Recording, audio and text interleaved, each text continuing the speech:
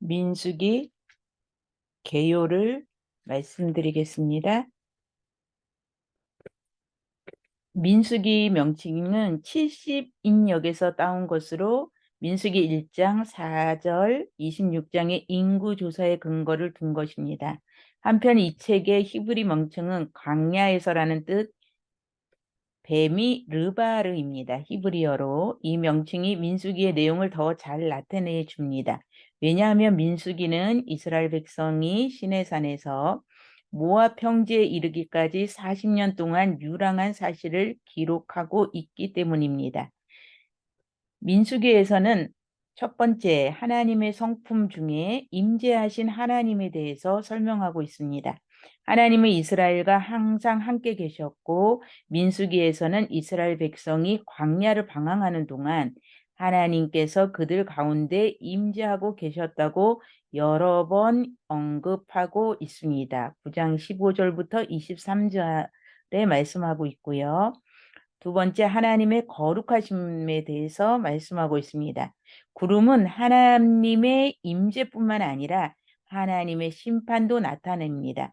구름이 갑작스럽게 나타나는 것은 죄인들에게 무서운 징계가 있음을 알리는 것입니다. 이런 심판은 모두 하나님의 거룩하심 때문에 오게 됩니다. 세 번째, 하나님의 자비하심이 나타나 있습니다. 제사장과 레위인의 성막에서 하나님을 섬기도록 하신 것은 하나님의 자비하심을 나타냅니다. 이스라엘 백성이 하나님께 섣불리 나오다가 오히려 하나님의 진노를 받게 되는 것을 막기 위한 것이었습니다. 하나님은 여러 번 모세의 중보기도 또는 제사장의 속죄 행위를 받으시고 심판을 철회하셨습니다.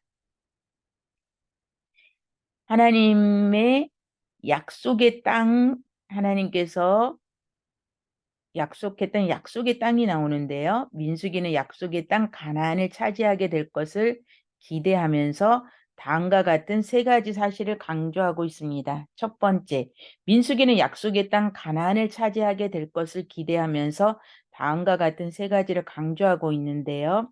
가나안 땅은 하나님이 이스라엘 백성에게 주셨다. 32장 7절 9절. 가나안 땅은 하나님이 이미 아브라함, 이삭, 야곱에게 주시겠다고 맹세하셨던 땅입니다. 두 번째, 가나안 땅은 거룩한 땅이 되어야만 했습니다.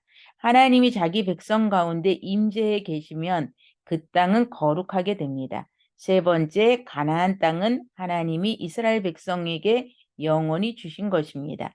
이 사실은 민수기에서보다 창세기에서 더 구체적으로 나타납니다.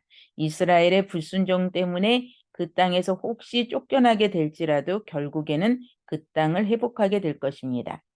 하나님의 백성, 민수기에는 하나님의 백성이 하나님을 닮아야만 한다는 성경적 원리가 잘 드러나 있습니다. 이스라엘 백성은 개인적으로나 또는 전체적으로서 그들의 구속주 하나님의 성품을 나타내야 하는데 하나님이 한 분이시므로 이스라엘도 한 민족이 되어야만 합니다. 또한 하나님께서 거룩하시기 때문에 이스라엘도 거룩하다는 것을 알려주고 있습니다. 저자는 모세고요.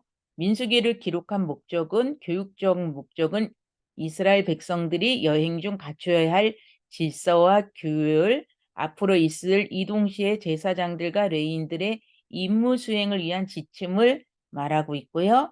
가나안 정복과 정착을 위해 준비해야 할 일들을 기록하고 있습니다. 역사적인 목적을 한번 살펴보면요. 하나님의 백성을 인도하시는 하나님의 섭리와 자기 백성을 훈련시키는 과정과 목적을 발견할 수 있습니다. 우리는 민수기를 통해서 성도들이 어려운 역경 속에서 얼마나 나약한가를 발견하게 됩니다. 하나님 축복에 이르는 길은 척경이 없습니다. 하나님께서는 자녀들의 믿음을 훈련시키기 위해서 안일한 환경보다 수많은 시험과 시련이 환경을 허락하십니다. 그러나 분명한 것은 하나님께서는 성도들에게 감당치 못할 시험을 허락하시지 않는다는 것입니다. 이게 은혜죠. 그리고 이런 환경에서 승리하는 비결이 무엇인지도 민수기를 통해서 배울 수 있습니다. 기록한 목적은 민수기에서는 예수 그리스도를 예표하는 것이 여러 가지 나오는데요. 이스라엘 백성들이 마신 반석의 물은 예수 그리스도께서 성도들에게 주실 성령을 예표합니다. 고린도전서 10장 4절. 그리고 모세가 장대에 매단 녹뱀은 십자가에 달리신 예수 그리스도를 예표합니다. 요한복음 3장 14절.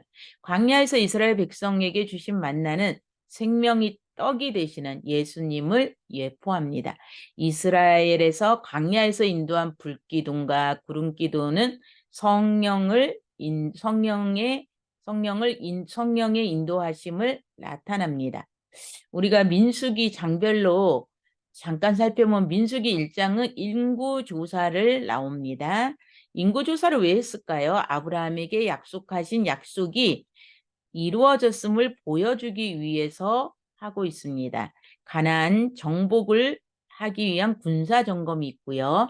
민수기 2장은 지파 진영 전돈, 각 지파별로 숫자를 세고 난 후 진영을 맞추었습니다. 동서남북에 각각 세 지파씩 배치됨으로써 이스라엘은 조직화된 군대를 가지고 있게 되었습니다.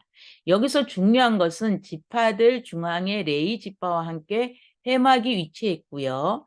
민수기 3장은 레위인의 임무와 지위, 인구조사에 대해서 말하고 있습니다. 엘르아살과 이다말이 제사장이 되고요. 레위 지파의 인구조사는 다른 지파와 다릅니다. 다른 지파는 20세 이상의 남자를 계수했지만 레위 지파는 태어난 지 한 달이 넘는 남자아이로부터 계수해 넣었습니다. 민수기 4장은 레위 지파의 가문별 업무 분담에 대해서 나옵니다. 레위 지파는 하나님께서 맏아들 대신에 택한 족속들입니다. 첫 것은 하나님을 위해 구별하고요. 민수기 5장은 성결의 요구, 나병 환자 유출병, 여자의 간음을 의심해서 흙을 물에 넣어 마시는 것에 대해서 얘기하고 있고요. 민수기 6장 나실인입니다. 성결을 약속한 사람은 머리털과 포도와 시체 등에 대해서 말씀하고 있고요. 민수기 7장 성막 완성 예물을 드림. 성막이 완성된 기록은 출애굽기 40장에 나오는데 이때 인구조사와 하는 사이에 성막 완성 감사 예물을 드리게 되는 게 민수기 7장에 나옵니다. 민수기 8장은 레위 자손의 헌신 예배입니다. 하나님께서 레위기를 통해 제사의 방법을 직접 알려주십니다. 민수기 9장은 유월절을 지킴, 시간적으로 가장 먼저 유월절에 지킨 것에 대해서 말씀하고 있고요. 민수기 10장은 나팔을 불고 길을 떠난 바란 광야에 도착합니다. 민수기 11장 불평과 그 결과에 대해서 기브롯 핫다아라는 곳에서 고기 먹고 싶다고 불평했는데 메추라기를 먹여주십니다. 그리고 70장로를 세워 신정 체제를 구축하고요. 민수기 12장은 기브롯 하다아와 하세롯이라는 곳에 이르러 모세의 누이 미레암이 모세가 에디오피아 여자와 결혼한 것을 비판하고 나병에 걸립니다. 민수기 13장 14장은 가데스 바나에서 10명의 정탐꾼 사건이 나오고요. 믿음의 눈으로 보지 못한 10명의 정탐꾼과 믿음의 눈으로 본 여호수아와 갈렙, 하나님의 뜻은 다수결이 아니라는 것을 알려주고 있습니다.